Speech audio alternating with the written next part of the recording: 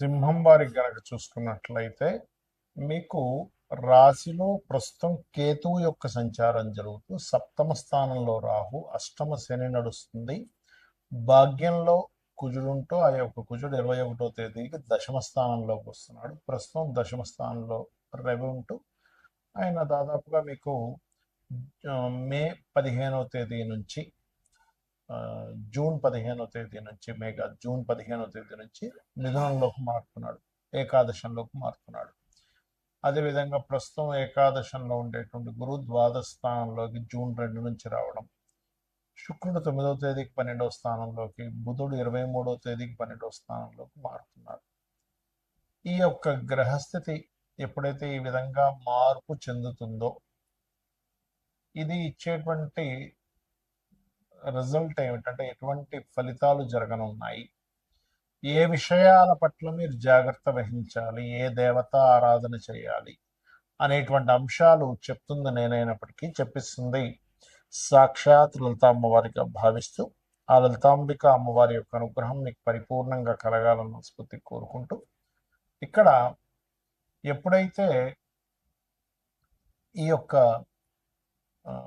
లగ్నంలో కేతు ఉన్నాడో ఇది ఒక తెలియని ఒక ఆధ్యాత్మిక చింతనకి, తెలియని ఒక వైరాగ్యము, విరక్తి, ఏదో తెలియని ఒక డిఫరెంట్ అంటే ఒక రకమైనటువంటి మైండ్ సెట్లోకి తీసుకెళ్తూ ఉంటుంది. దాని నుంచి మీరు పాజిటివ్గా వెళ్ళడం అయితే మంచిదే, అంటే ఆధ్యాత్మికంలో వెళ్ళడం చాలా మంచిది. కానీ విచిత్రమైన ఆలోచనలు వచ్చేటప్పుడు గణపతిని ఆరాధించండి, ఖచ్చితంగా బాగుంటుంది.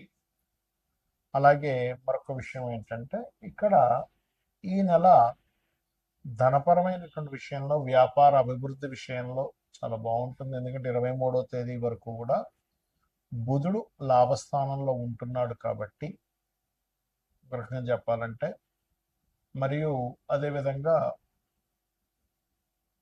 కాకపోతే కొంచెం స్లోగా ఉంటూ ఉంటుంది, ఎందుకంటే మరొక దుస్వభావ రాశుల్లో శని ఉన్నాడు కాబట్టి. అయితే ఈ కొన్ని గురువు 2వ భావం అంటే 2వ తేదీ నుంచి ఎప్పుడైతే 12వ భావంలోకి వస్తున్నాడో కొన్ని శుభకర్మలు అంటే కొన్ని చూడండి, మనం సేవా సంబంధించిన దేవతా సంబంధించిన కర్మల్లోకి వెళ్ళడం జరుగుతూ ఉంటుంది. అయితే కుజుడు 21వ తేదీ వరకు అక్కడ ఉన్నాడు కాబట్టి భూమి మూలంగా ధన యోగాన్ని ఇస్తున్నాడు. భూభాగ్య యోగం మీకు యాక్టివ్ అయింది కాబట్టి భూమి మూలంగా భూమి మూలంగా ఏదైనా కలిసి రావడం అనేటువంటి జరగనుంది. ఇక మీకు పంచమ స్థానంలో శని యొక్క దృష్టి పడుతూ పంచమం ఏదైతే ఉందో కాస్త అష్టమ స్థానంలో ఉండే శని యొక్క దృష్టి పంచమంలో మీకు పడుతున్నందుకు మీకు అష్టమ శని జరుగుతున్నందుకు కొన్ని నిందలు పడుతూ ఉంటాయి. కాబట్టి మీరు ఏమీ లేదు, కొంచెం కాస్త ఓం అనాకలిత సాదృశ్య చులుక శ్రీ విరాజితాయ నమః చేసుకోండి అనేది చాలా బాగుంటుంది. విదేశీ సంబంధాలు ఎక్కువగా కుదురుతాయి. వివాహం విషయంలో మీరు 7, 8 తేదీలు వివాహ నిర్ణయాలు కానీ పార్ట్నర్షిప్స్ విషయంలో నిర్ణయాలు కానీ తీసుకోకండి. నీటి ప్రదేశాలకు వెళ్ళినప్పుడు 9, 10 తేదీలు కాస్త జాగ్రత్తగా ఉండాలి.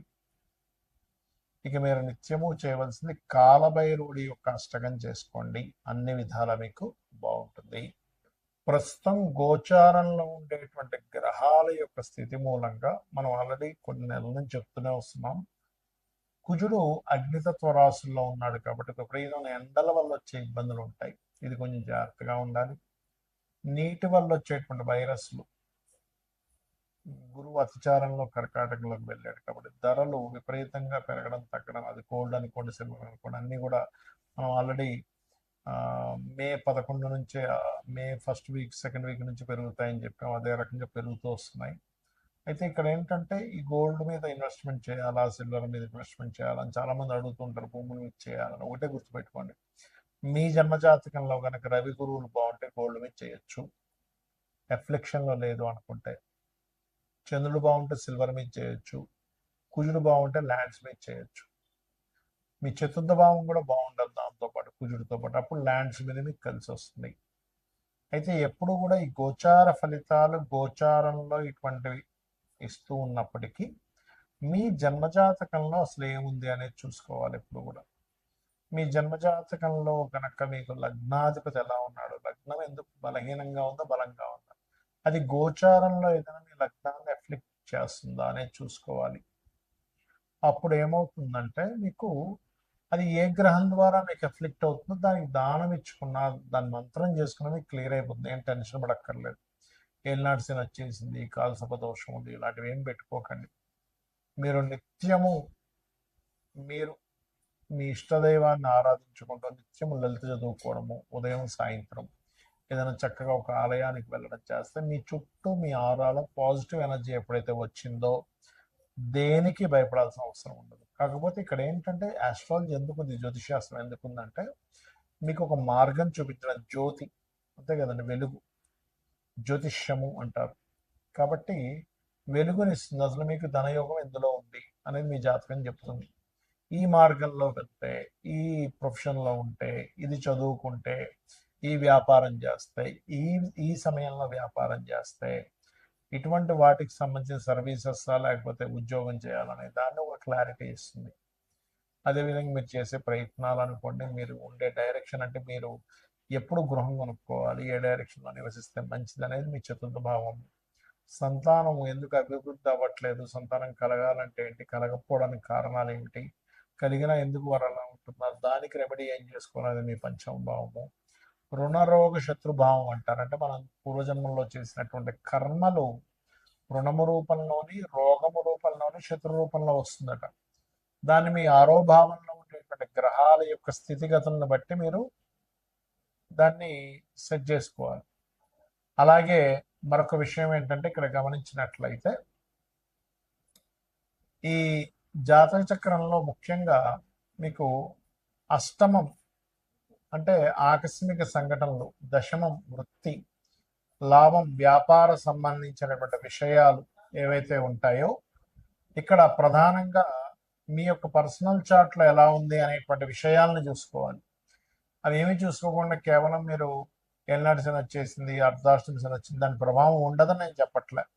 అది ఉన్నప్పటికీ మీరు ఏలినాటి శని ఉన్న ఎవరైనా సరే ఓం అనాకలిత సాదృశ్య చుబుక శ్రీ విరాజితాయ మహామంత్రం చేసుకోవడము, గోవులకు కాస్త బెల్లము తినిపించడము, మరియు అదే విధంగా మరొక విషయం ఏంటంటే ఇక్కడ గమనించినట్లయితే ఈ యొక్క ఈ నిత్యము కూడా ఎల్నాటి శని ఉండేటువంటి వారు కాస్త శనివారం పూట కాస్త ఏంటంటే నువ్వుల నూనె ఒంటికి రాసుకొని దాని తర్వాత స్నానం చేయడం ద్వారా కూడా మీకు ఎల్నాటి శని యొక్క ప్రభావం తగ్గుతుంది, గుర్తుపెట్టుకోండి. ఇక మీరు ఇంకొక విషయం ఏంటంటే ఇక్కడ మీరు అర్థం చేసుకోవాల్సింది, ఇన్వెస్ట్మెంట్స్ చేసే విషయంలో, విదేశాలకు వెళ్ళే విషయంలో కూడా ఒక సమయం అనేటువంటిది ఉంటుంది. ఎప్పుడు ఇన్వెస్ట్మెంట్ చేయాలి, ఎప్పుడు ఇన్వెస్ట్మెంట్ చేయకూడదు, ఏ సమయంలో ఇన్వెస్ట్మెంట్ చేయడం వల్ల మీకు మంచి ఫలితాలు ఉంటాయి, ఏ సమయంలో ఇన్వెస్ట్మెంట్ చేయకపోవడం వల్ల మీకు మంచి ఫలితాలు ఉంటాయి కూడా ఉంటుంది. అది మీరు గోచారంలో 12వ భావంలో ఏ గ్రహం వచ్చి కూర్చుంది అనేటువంటిది చూసుకోవాలి. అది మీరు ఇది సమయం మంచి సమయమా కాదా అనేటువంటి నిర్ధారణ ఇస్తూ ఉంటుంది. ఆ రకంగా చేసుకుని మీకు ఇంకోటి ఏంటంటే ఉంగరాలు ఇలాంటివి పెట్టుకుంటూ ఉంటారు, నేను కాదనట్లే, దానివల్ల కొంత ఎనర్జీ, పాజిటివ్ ఎనర్జీ ఉంటుంది. కానీ మీరు ఏంటంటే తెలియకుండా, తెలుసుకోకుండా ఏది పడితే అది పెట్టేసుకుంటున్నారు. అలా కాదు, మీకు మీ జన్మజాతకంలో ఏ గ్రహం మీకు పాజిటివ్ ఫలితాలు ఇస్తుంది, ఆ గ్రహ సంబంధించింది ఇప్పుడు మీకు పెట్టుకోవచ్చా లేదా కొంతకాలం తర్వాత ఆ యొక్క ఉంగరాన్ని ధరించాలా అనేటువంటి విషయం మీ జన్మజాతకంలో నవగ్రహాల్లో ఏ గ్రహం మీకు పాజిటివ్గా ఉందో చూసుకుని దాన్ని పెట్టుకోవాలి. లగ్నానికి శుభుడు పాపి, మనకి శనివర్గ లగ్నాలు, గురువర్గ లగ్నాలు 2 రకాలుగా ఉంటాయి. కాబట్టి దాన్ని బట్టి కూడా పెట్టుకుంటారు. కానీ దానికంటే అతి ముఖ్యంగా మీరు చూసుకోవాల్సింది మీ యొక్క లగ్నం శనివర్గమైనా గురువర్గమైనా కూడా మీ యొక్క జాతక చక్రంలో మీ గ్రహాల్లో ఏది స్ట్రాంగ్గా ఉందో చూసుకుని పెట్టుకోవడం వల్ల మీకు మంచి ఫలితాలు రానున్నాయి, గుర్తుపెట్టుకోండి, వస్తాయి కూడా. ఇక నిత్యము దేవతారాధన చేసుకోవడం, నిత్య దీపారాధన చేసుకోవడం చేయండి, మీకు అన్ని విధాలా బాగుంటుంది. శ్రీమాత్రే నమః.